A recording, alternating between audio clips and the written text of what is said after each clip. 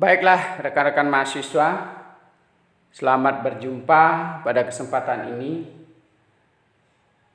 masih dalam materi birokrasi governance publik, subtema public trust, ethics, dan integritas dalam pemerintahan. Jadi ada beberapa poin yang akan kita bahas. Yang pertama, bentuk public trust, faktor pendukung public trust, governance ethics, dan integritas publik. Nah, yang pertama saya ingin sampaikan pengertian dari public trust atau kepercayaan publik. Ya. Jadi kepercayaan publik terhadap birokrasi akan muncul apabila masyarakat merasa dilayani dengan baik oleh birokrasi yang dibentuk oleh pemerintah dalam rangka menciptakan layanan publik untuk memenuhi segala kebutuhan masyarakat. Pengertiannya adalah bahwa kepercayaan publik itu adalah untuk membangun demokrasi yang kuat dan stabil dalam suatu negara. Kaitannya dengan birokrasi dapat diidentifikasi 3 faktor untuk menimbulkan kepercayaan publik. Yang pertama adalah lembaga publik perlu memenuhi tugas pokok mereka dalam memberikan pelayanan kepada masyarakat.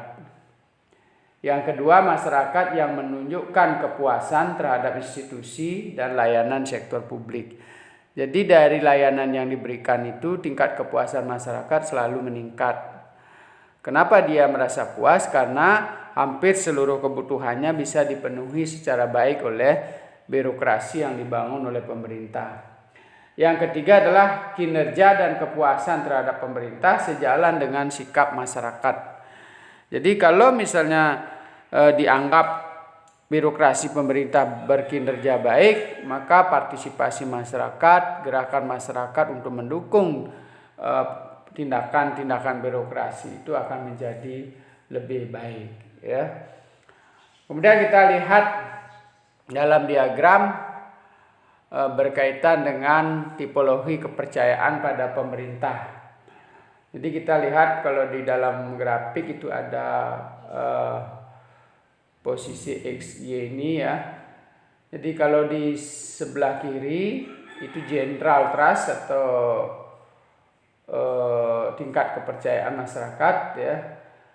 Kemudian kita lihat di situ kalau dalam posisi bawah low ya. Jadi tingkat kepercayaan masyarakat rendah, kinerja pemerintah juga rendah. Lalu kemudian tingkat kepercayaan tinggi di sebelah kiri ya, jadi general trustnya tinggi, berarti ada critical trust ya. Kalau inginkan tingkat kepercayaan yang tinggi, maka kinerja harus lebih tinggi. Tapi ketika posisinya kinerjanya rendah, diharapkan kinerjanya sangat tinggi. Jadi ada critical trust di situ ya. Sehingga nanti perlu untuk meningkatkan kepercayaan ini upaya-upaya perubahan di dalam birokrasi. Sehingga nantinya birokrasi yang mendapatkan distrust atau rejeksi ya, atau critical trust ini harus terus dilakukan perbaikan-perbaikan sampai mendapatkan acceptance atau trust ya. Sehingga ini menjadikan kepercayaan publik dapat didefinisikan sebagai the faith people have in their governments, yang maknanya kepercayaan publik bersinggungan dengan studi administrasi publik dan diterapkan dalam lembaga administrasi pemerintah. Jadi apa yang diinginkan oleh masyarakat sejajar dengan tindakan yang diharapkan dari birokrasi pemerintah ya. Kemudian kita lanjutkan tentang birokrasi dan kepercayaan publik ya. Percayaan dapat dipelajari dan diukur pada dua tingkat, yaitu pada tataran makro dan mikro. Kalau makro dilihat dari kepercayaan kepada birokrasi masyarakat secara keseluruhan. Jadi tidak melihat secara poin per poin layanan ya.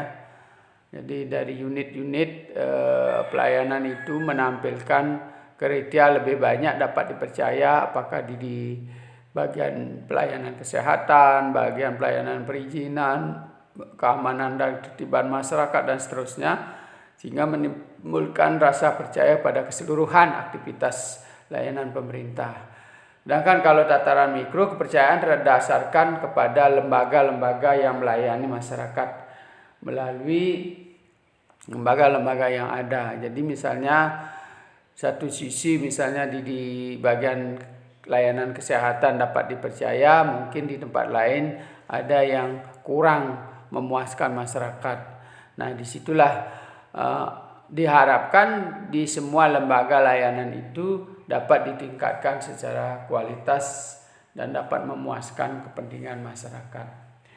Nah, menurut Chakrabarty dan Chen, ada beberapa persepsi umum yang biasa muncul dari publik terhadap birokrasi adalah apa sih yang sering terjadi di dalam birokrasi kita. Yang dalam pembahasan patologi birokrasi, beberapa penyakit yang muncul di birokrasi ya. Yang pertama adalah lamban serta menghabiskan waktu untuk menunggu terlalu lama. Ya. Kemudian adanya pilih kasih atau favoritisme ya.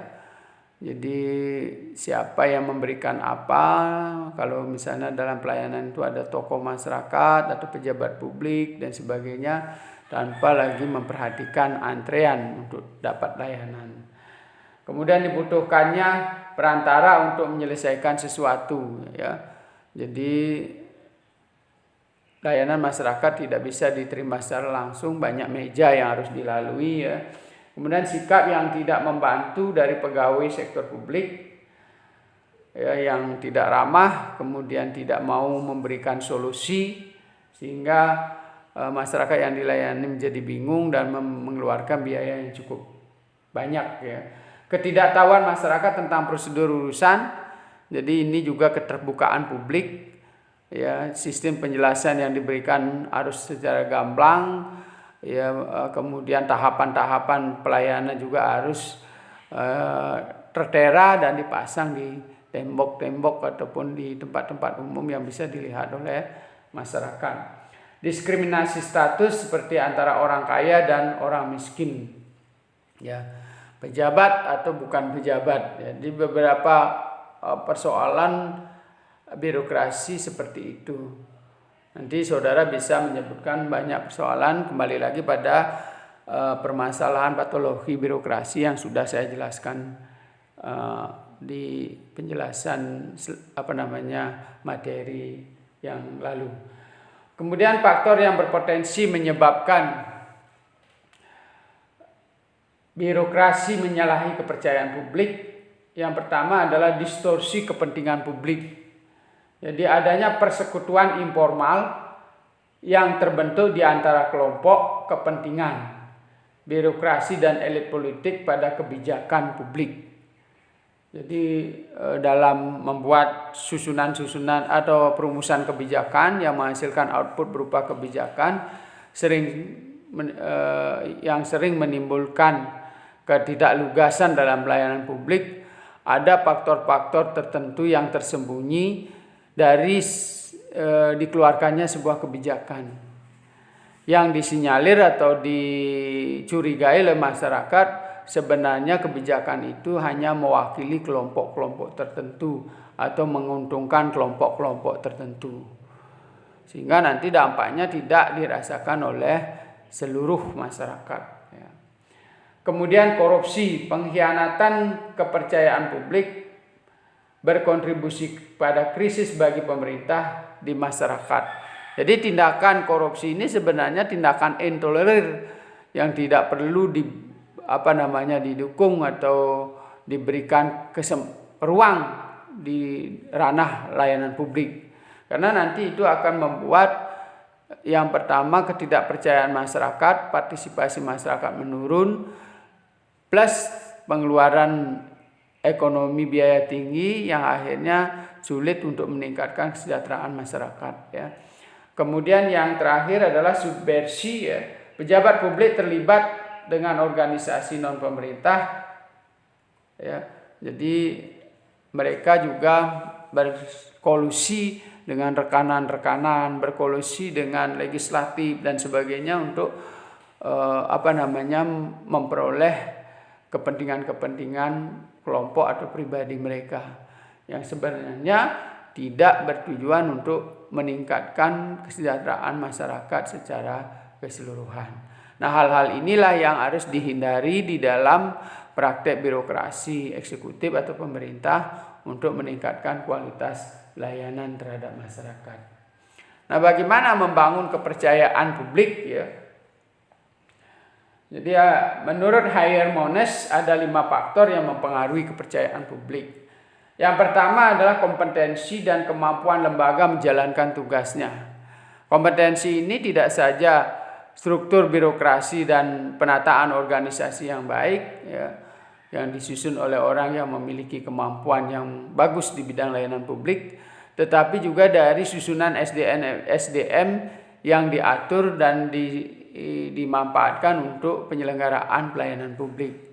Jadi setiap SDM mumpuni di bidangnya, profesional di bidangnya, memiliki komitmen yang tinggi. Nah, kemudian penyampaian layanan berdasarkan empati. Bagaimana layanan itu ditingkatkan berdasarkan rasa empati daripada pelayan publik terhadap berbagai kebutuhan yang harus dipenuhi oleh masyarakat dengan kondisi keserba tidak cukupan ya. Jadi bagaimana dia harus mengurus KTP-nya untuk mengurus bantuan sosial ya, mengurus kredit kebutuhan sekolah anaknya dan sebagainya. Kenapa harus dipersulit kan gitu ya? Sehingga hal-hal yang demikian harus menjadi perhatian, menjadi sifat empati daripada layanan publik ya. Beda halnya kalau misalnya dia akan mengurus proyek dan sebagainya, mungkin memang sudah ada aturan-aturan yang harus dilakukan atau dikenakan pada sistem layanan mereka. Apakah kena retribusi, apakah kena pajak dan seterusnya ya. Kemudian aturan dan prosedur yang diikuti dalam bertugas. Apakah organisasi layanan pemerintah itu memiliki job description yang jelas, tata aturan dalam pelayanan publik ya, apa-apa yang harus dilalui oleh masyarakat yang mendapat layanan, termasuk juga pembayarannya dan sebagainya. Apakah sistem pembayarannya sudah dilakukan analisis ya, apakah dalam sebuah layanan administrasi tertentu berapa harus biayanya. Jadi tidak sekedar menentukan biaya secara sembarangan supaya organisasi dapat untung gitu, tidak. Tapi sudah melakukan analisis pembiayaan, pertama dari kemampuan daya beli masyarakat, yang kedua juga dari jenis layanannya, apakah kesehatan, apakah bantuan sosial, apakah beasiswa, apakah proyek, itu harus dibedakan sehingga nanti ada subsidi silang kalau memang harus diperlukan retribusi ya. Kemudian keterbukaan, transparansi dan kemampuan warga negara. Nah, sifat keterbukaan dalam sistem layanan publik selain untuk bisa meningkatkan kemampuan pelayanan juga bertujuan untuk meningkatkan kesejahteraan masyarakat, mencerdaskan masyarakat atau pemberdayaan masyarakat untuk bisa terlibat dalam hal meningkatkan kualitas layanan publik ya. Yang terakhir adalah nilai yang ada dalam lembaga. Faktor nilai dan budaya yang dikembangkan dalam lembaga pemerintahan itu juga sangat penting ya. Jadi kalau misalnya etos kerja sebuah organisasi itu baik ya dan memang sudah dilaksanakan, itu akan menjadi napas dalam setiap layanan. Misalnya kalau kita sepakat jujur, mandiri, berkualitas, katakan begitu, sehingga setiap komponen yang bergerak harus mengandung visi jujur, mandiri, dan berkualitas. Jadi setiap SDM-nya sudah mendarah daging konsep jujur, mandiri, dan berkualitas, sehingga menjadilah nilai yang sangat dikejar, baik dari sisi pelayanan maupun dari sisi masyarakat yang dilayani. Nah, beberapa permasalahan yang perlu kita bahas. Salah satu masalah utama yang menurunkan kepercayaan masyarakat terhadap institusi publik adalah kerahasiaan tentang banyak aspek penting pemerintah, sehingga memicu korupsi, penyalahgunaan kekuasaan, dan kurangnya akuntabilitas. Jadi banyaknya silensi atau rahasia-rahasia yang tidak boleh dibuka oleh masyarakat membuat para pelayan publik sendiri akan menjadi kesulitan, ya. Jadi yang pada akhirnya nanti bingung mana yang rahasia, mana yang boleh dibuka, dan seterusnya. Sehingga dalam periodisasi saat ini hal-hal yang berkaitan dengan publik itu mungkin harus dibuka dan transparan, ya. Hanya mungkin nanti rahasia negara, ya, kemudian pertahanan keamanan yang begitu mungkin masih perlu ditingkatkan mengenai apa yang boleh diketahui oleh publik atau yang tidak diketahui oleh publik. Tetapi berkaitan dengan layanan publik sebaiknya transparan dan terbuka, karena itu akan memicu daya dorong dan motivasi masyarakat untuk mendukung setiap model layanan yang dikembangkan oleh pemerintah. Tingkat kepercayaan masyarakat kepada pemerintah dapat ditingkatkan dan mendorong kolaborasi yang harmonis antara pemerintah dan masyarakat. Nah, tadi saya jelaskan, kalau sudah dipercaya maka masyarakat akan mendukung serta-merta apapun yang dilakukan oleh pemerintah. Birokrasi harus mengambil peran aktif sebagai pemberi informasi yang diperlukan masyarakat agar siklus kepercayaan publik terhadap pemerintah dapat ditingkatkan, ya, sehingga nanti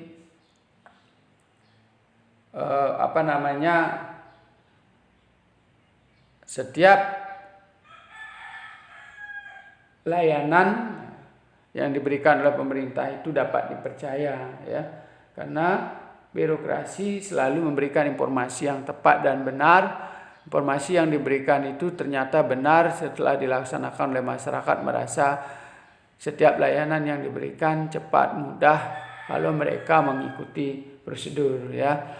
Kemudian transparansi dalam penyelenggaraan bukan hanya sekedar keterbukaan informasi saja, melainkan terdapat hal lain yang perlu diperhatikan seperti isi dari informasi yang disampaikan, ya. Jadi ketika masyarakat nanti melaksanakan informasi tersebut ternyata hasilnya benar, membantu mereka untuk memperingan biaya, ya, mempercepat proses, ya, waktu yang digunakan juga sangat singkat sehingga mereka bisa mengerjakan pekerjaan-pekerjaan lain, tidak tersita waktunya untuk mengurus satu dokumen tertentu 1 hari, bahkan sampai 3 hari, bahkan berminggu-minggu, ya. Jadi ini persoalan-persoalan, kembali lagi kebutuhan masyarakat kita masih sangat sedikit dibandingkan di negara-negara maju. Kenapa setiap layanan kita harus menjadi lambat? Lalu kita lanjutkan dengan transparansi. Transparansi juga memiliki beberapa indikator, yaitu yang pertama, sektor publik menerima kritik dan saran dari masyarakat dengan sungguh-sungguh untuk perbaikan kinerja. Yang kedua, dibandingkan pada hari-hari sebelumnya, sektor publik bersedia untuk terbuka kepada masyarakat dan media. Kemudian yang ketiga, sektor publik menangani kekurangan yang ditemukan oleh lembaga-lembaga pengawas negara. Jadi meskipun sebelum dilakukan pengawasan oleh lembaga negara, ketika misalnya masyarakat sudah mengetahui kekurangannya, lalu diberikan masukan, sesegera mungkin kalau tidak bertentangan dengan peraturan perundang-undangan, harus dilakukan perubahan untuk mempercepat layanan terhadap masyarakat. Sektor publik mendorong pegawai-pegawai untuk menerima kritik dan menggunakannya untuk perbaikan layanan bagi warga negara. Jadi kritik dan saran ini bukan menjadi hal yang tabu bagi setiap orang yang melakukan layanan publik ya. Justru ini sebagai pemicu untuk perbaikan sistem pelayanan publik yang kita miliki. Meskipun dianggap sudah memadai, tetapi kita perlu terus meningkatkan supaya kita bisa menciptakan jenis-jenis layanan baru yang barangkali belum dimiliki oleh birokrasi kita. Karena tuntutan masyarakat setiap tahun, setiap hari, setiap bulan, setiap tahun itu mengalami penambahan dan diversifikasi atau variasi yang begitu banyak yang perlu disiapkan sistem pelayanannya pada birokrasi kita. Kemudian kita bicarakan soal integritas dalam birokrasi. Transparansi mendorong keterbukaan dalam sistem negara demokrasi melalui beberapa tahapan. Yang pertama, pelaporan dan umpan balik. Yang kedua, prosedur dan proses yang jelas. Yang selanjutnya, sikap dan tindakan para pengambil keputusan. Jadi setiap proses itu harus kita lampaui ya. Jadi prosedurnya jelas ya, kemudian ada pelaporan, kemudian ada sikap tindakan dari pengambil keputusan untuk merespon setiap umpan balik yang diterima. Transparansi membuat informasi yang mudah dipahami dan standar yang jelas dapat diakses oleh masyarakat. Kemudian integritas melengkapi aspek akuntabilitas dan transparansi yang identik dengan kejujuran. Jadi kita perlu aspek-aspek yang paling penting dalam transparansi itu adalah kejujuran itu ya. Jadi apapun harus dilandasi kemampuan daripada pelayan publik untuk meningkatkan kualitas diri terkait dengan kejujuran. Kemudian kita lihat konotasi dari integritas dari pendapatnya Aman dan Stachwicz ya. Jadi dia mengidentifikasi 3 konotasi dari integritas. Yang pertama mengatasi inkonsistensi ya. Jadi ketika integritas layanan publik itu ada, maka bisa diatasi inkonsistensi ya. Konsistensi tindakan, nilai, metode, ukuran, prinsip, harapan dan hasil. Jadi dari komponen-komponen itu diharapkan ada konsisten ya, baik dari sisi tindakan ya, kemudian nilai yang dikembangkan ya, nilai metode yang dikembangkan, indikator-indikator yang ingin dicapai ya, prinsip, harapan dan hasilnya. Nah, kemudian yang kedua mengatasi ketidakcukupan. Jadi kewajiban untuk mengurangi kesenjangan antara norma-norma yang berkembang di masyarakat.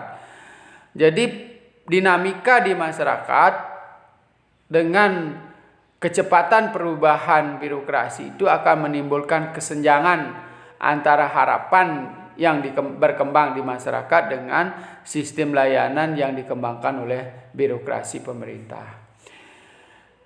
Sehingga nanti upaya-upaya yang cepat diperlukan untuk berupaya menyeimbangkan antara sistem layanan dengan harapan yang harus dipenuhi dari masyarakat. Lalu berikutnya adalah berkaitan dengan mengatasi ketidaksesuaian. Jadi berfokus pada kesenjangan moral untuk mewujudkan organisasi yang bebas kontradiksi. Jadi sebenarnya dari sisi pelayan publik sendiri sering terjadi kontradiksi ya. Jadi jumlah yang dibutuhkan untuk melayani ya, kemudian juga insentif yang diberikan bagi pelayanan ya, kemudian juga biaya yang harus diberikan atau ditanggung oleh masyarakat, itu sering menimbulkan kontradiksi ketika kita membuat perencanaan. Nah, ketika sudah selesai dalam perencanaan, kenapa kita harus buat lagi kontradiksi-kontradiksi yang membuat kita bingung ya. Jadi saudara tetap bekerja saja sesuai dengan aturan, amanat yang diberikan oleh undang-undang, tidak perlu lagi membuat kontradiksi-kontradiksi baru yang akan membuat sistem layanan kita menjadi kacau dan Anda kebingungan sendiri. Di sisi lain dampaknya pada masyarakat akan menimbulkan inkonsistensi dan seterusnya ya. Sehingga makin banyak persoalan yang muncul yang harus dibuatkan solusi sehingga Anda tidak fokus di dalam melakukan pelayanan. Integritas dapat juga dibagi menjadi 3 dimensi ya. Yang pertama integritas pribadi, yaitu melakukan hubungan dan aktivitas yang melibatkan diri secara pribadi dengan adil dan jujur. Kemudian integritas profesional, menyelenggarakan dan aktivitas profesional ya dengan adil, jujur, legal dan sesuai dengan kode etik ya. Kemudian integritas organisasi, membina perilaku etis di lingkungan organisasi secara keseluruhan dengan individu-individu dan menjadi teladan dalam perilaku etis ya, menjadi contoh ketika kita menerapkan moralitas dalam sistem layanan publik.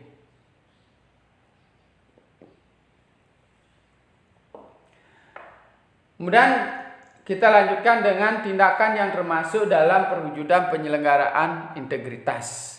Jadi ada beberapa tindakan ya. Jadi ada 10 tindakan yang bisa mencerminkan tentang integritas diri atau lembaga ya. Yang pertama terkait dengan korupsi termasuk penyuapan. Ya. Kemudian nepotisme, kroni ya, kemudian dan patronis. Ya, jadi patronis itu tidak netral ya. Jadi berpihak kepada para pemberi tugas atau dalam hal ini pemegang kekuasaan politik ya, patronis. Kemudian kecurangan dan penggelapan, mengangkat harga ya, terus kacungan membeli ya, jadi membeli barang dan jasa pada kelompoknya sendiri ya, jadi berkolusi dengan para pengusaha dan seterusnya. Konflik kepentingan ya, janji atau hadiah, jadi ada semacam hadiah yang diberikan untuk pelayanan tertentu ya. Kemudian konflik kepentingan melalui pekerjaan, jadi ada imbalan pekerjaan atau jasa pekerjaan dan seterusnya, sehingga kita mengorbankan integritas diri ya. Kemudian penggunaan wewenang yang tidak semestinya, penyalahgunaan dan manipulasi informasi ya, sehingga menyesatkan masyarakat, menyesatkan sistem layanan itu sendiri. Diskriminasi dan pelecehan seks ya, menyalahgunakan sumber daya organisasi, pemanfaatan sumber daya organisasi baik SDM maupun material lainnya untuk kepentingan pribadi ataupun kelompok ya. Kemudian posisi ASN yang tidak netral, misalnya diarahkan untuk memilih pejabat tertentu ketika terjadi pemilihan ya. Ini juga termasuk dalam penyalahgunaan wewenang ya, dan penyalahgunaan sumber daya. Perbuatan salah di luar pekerjaan. Jadi sering juga di dalam aktivitas bekerja itu para pejabat publik memberdayakan SDM di luar pekerjaan dinas atau memberdayakan sarana prasarana dinas untuk pekerjaan-pekerjaan di luar dinas ya. Nah, kemudian kita lanjutkan dengan Integritas publik sebagai serangkaian komitmen, ya. Jadi oleh ahli yang namanya Dobel diidentifikasi menjadi 7, ya. Jadi menurut Dobel itu ada 7 integritas publik, ya. Yang pertama adalah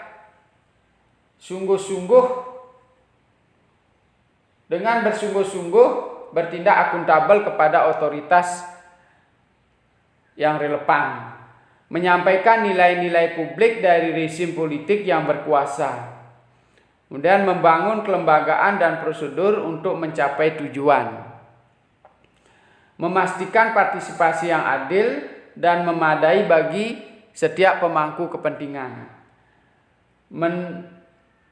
menuntut efektivitas kinerja yang kompeten dalam pelaksanaan kebijakan. Kemudian bekerja dengan tujuan efisiensi penyelenggaraan pemerintahan, ya. Dan yang terakhir adalah menyelaraskan sedemikian rupa agar kebijakan dan program pemerintah tidak menyimpang dari kepentingan publik, ya, dari kepentingan melayani publik, ya. Kemudian di Indonesia, program Zona Integritas merupakan salah satu instrumen yang digunakan dalam upaya mendorong integritas di sektor publik. Jadi sudah ditandai, ya, poin-poin pada komponen-komponen layanan yang mana harus integritasnya betul-betul ditunjukkan di situ, ya. Kemudian zona integritas diatur dalam peraturan Menteri Menpan RB, ya, nomor 52 tahun 2014, jadi mengenai pedoman pembangunan zona integritas menuju wilayah bebas dari korupsi dan wilayah birokrasi bersih dan melayani di lingkungan instansi pemerintahan. Nanti Anda bisa baca secara detail apa isinya dalam Menpan RB 52 2014. Peraturan menteri tersebut dimaksudkan sebagai pedoman untuk membangun zona integritas di organisasi publik, ya. Kemudian kita lanjutkan dengan government ethic, ya. Government ethic di sini mengacu pada kode etik profesional khususnya bagi mereka yang bekerja dan untuk pemerintah. Jadi etika pemerintahan melibatkan aturan dan pedoman tentang panduan bersikap dan berperilaku untuk sejumlah kelompok yang berbeda dalam lembaga pemerintahan, termasuk para pemimpin terpilih seperti presiden, kabinet menteri, DPR, staf politik, dan pelayanan publik. Jadi semua komponen-komponen ini harus memiliki government ethic, ya. Selanjutnya, etika pemerintahan merupakan ajaran untuk berperilaku yang baik dan benar sesuai dengan nilai keutamaan yang berhubungan dengan hakikat manusia. Dalam etika pemerintahan selalu terkait dengan pertanyaan. Yang pertama, apakah yang sebaiknya atau sesuatu yang baik dan benar yang saya harus lakukan kepada masyarakat? Etika pemerintahan terdapat juga masalah kesusilaan dan kesopanan bagi aparatur, struktur, dan lembaga pemerintah, ya. Jadi itulah yang penting di dalam etika government itu. Nah, selanjutnya nilai keutamaan etika.